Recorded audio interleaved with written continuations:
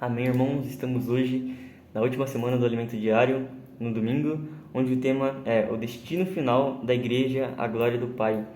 A leitura com a oração de hoje é em Efésios 5:32, que vai dizer: Grande é este mistério, digo-o, porém, a respeito de Cristo e da igreja. O irmão ele começa trazendo essa informação, né? Desse grande mistério, né? Qual seria esse grande mistério?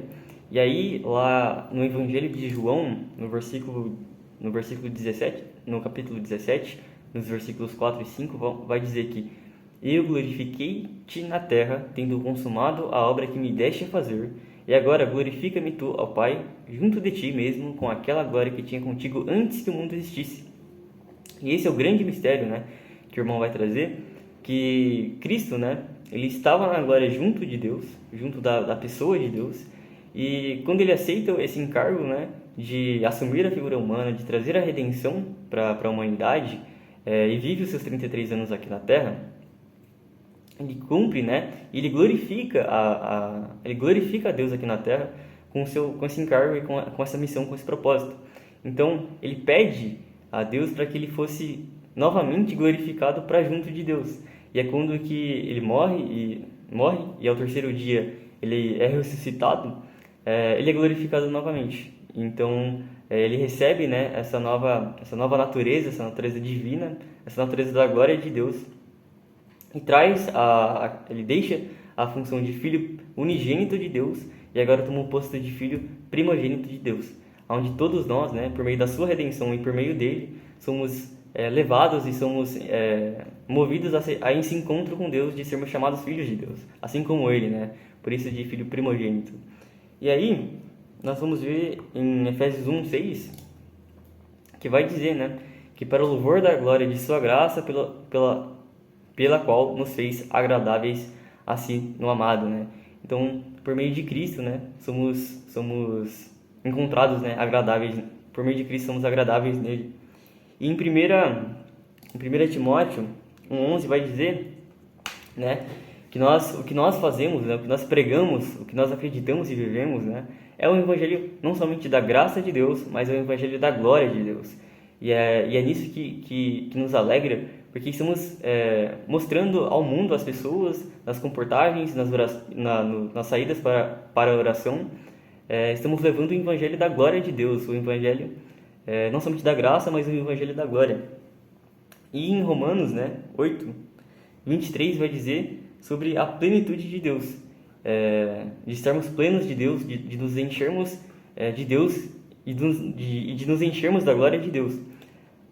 E para continuarmos retomando, né, ao texto de Efésios que estamos lendo, o irmão ele vai trazer novamente, né, assim também os maridos devem amar a sua mulher como o próprio corpo.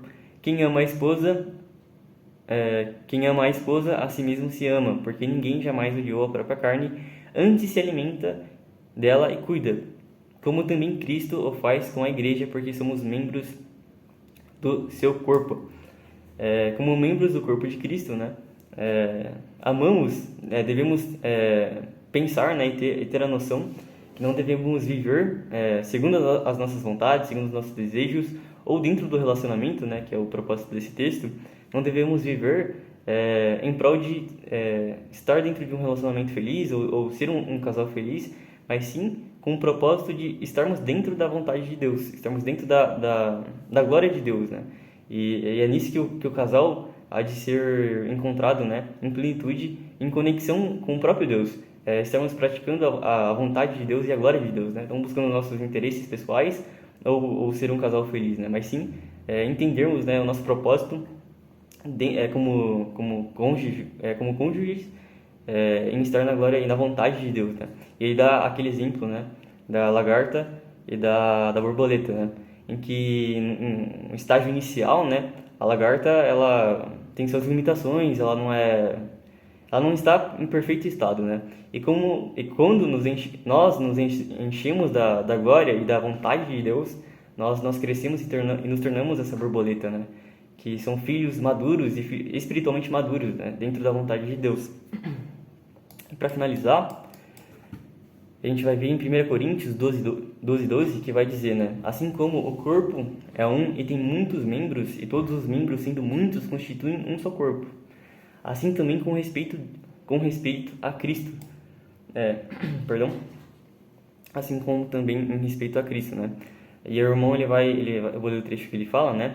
Acaso Paulo não deveria dizer com respeito à igreja, em vez de com respeito a Cristo? Nós somos muitos e muitos membros que formam uma só igreja, mas, na verdade, esse versículo diz com respeito a Cristo. De tanto Cristo alimentar-se da igreja com a sua palavra e saturá-la da natureza divina e dos atributos divinos, ela se tornará o próprio Cristo. Os membros do corpo se tornarão o próprio Cristo e por isso ele ama a igreja como a si mesmo. Esse é o exemplo a ser seguido pelos maridos, né? Essa é a correlação que o irmão nos dá. Que assim como os maridos, né, devem amar as suas esposas, né?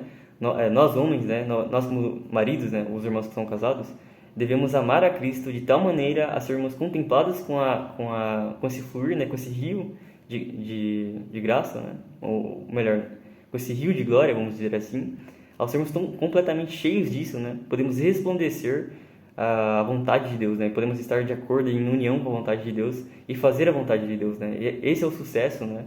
Essa é não diria, posso dizer o sucesso, não sei assim, né? Mas esse seria a união, né? Com que estaremos com o Senhor, né?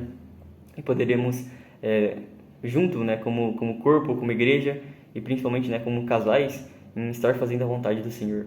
Amém, irmãos. Jesus é o Senhor. Um bom partir do pão. Amém.